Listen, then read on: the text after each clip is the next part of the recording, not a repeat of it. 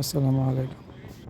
রাস্তার দুই পাশে সারি সারি গাছ এবং মাঠ জুড়ে বিস্তীর্ণ সবুজে ঘেরা ফসলের মাঠ সত্যি অনন্য সৌন্দর্য উপস্থাপন করে। প্রতিটি গাছ যেন একটি জীবন্ত সজীবতা, যা বাতাসে বিলম্বিত শান্ত গন্ধ ছড়িয়ে দেয়।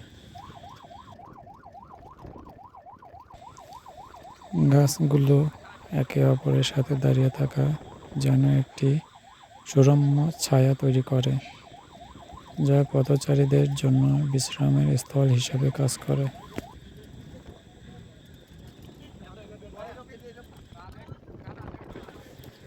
মাঠের দৃষ্টিনন্দন দৃশ্য, যেখানে সোনালী ধানের মধ্যে মাঝে মাঝে সবুজ শাকসবজি ছড়িয়ে রয়েছে, কেবল চোখের জন্যই নয়, হৃদয়ের জন্য একটি সতেজ অনুভূতি নিয়ে আসে। ফসলের সোনাবর্ণ সবুজ শাকপালার সংমিশ্রণ প্রকৃতির রঙের একটি চিত্র তৈরি করে, যা মনকে প্রশান্ত করে।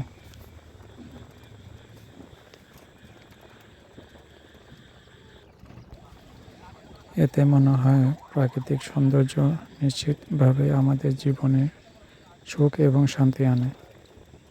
গাছ, মাঠ ও ফসলের এই ঐক্য প্রকৃতির এক অপূর্ব সৃষ্টি,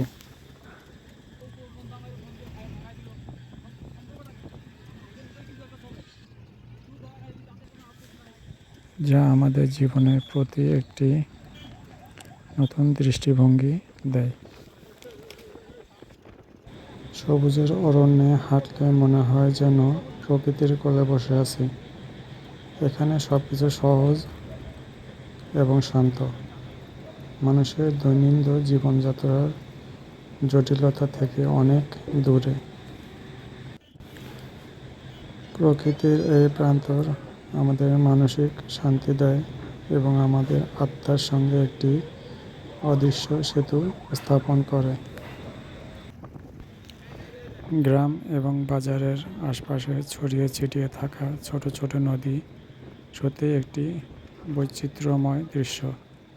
এই নদীগুলো গ্রামের জীবনযাত্রার অঙ্গ, যা তাদের জীবিকার উৎস এবং সংস্কৃতির অংশ হয়ে আছে।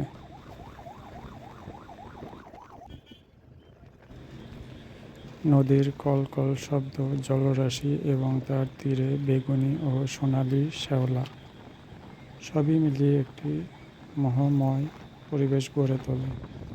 এই নদীগুলো তীরে বসে আছে মাছ ধরা বা ঘাস কাটার দৃশ্য, সাধারণ দৃশ্য।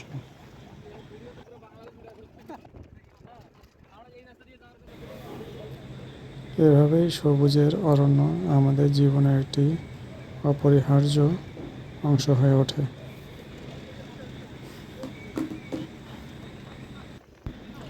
সবুজ প্রকৃতি দেখতে দেখতে পশ্চিমের দিকে ঢলে পড়া একটি চমৎকার অভিজ্ঞতা।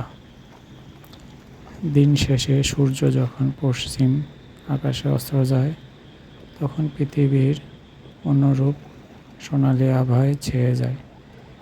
এই সময়ে দৃশ্যটি প্রকৃতির অনেক শান্তি ও ভাবমূর্তির সুস্পষ্ট প্রদর্শনী। প্রকৃতির সবুজ শেড, গাছপালার পাতা এবং মাঠের ফসল যখন সূর্যের রশ্মিতে সোনালি হয়, তখন মনে হয় যেন প্রকৃতি নিজেকে সাজাচ্ছে। এতক্ষণ সাথে থাকার জন্য অনেক অনেক ধন্যবাদ।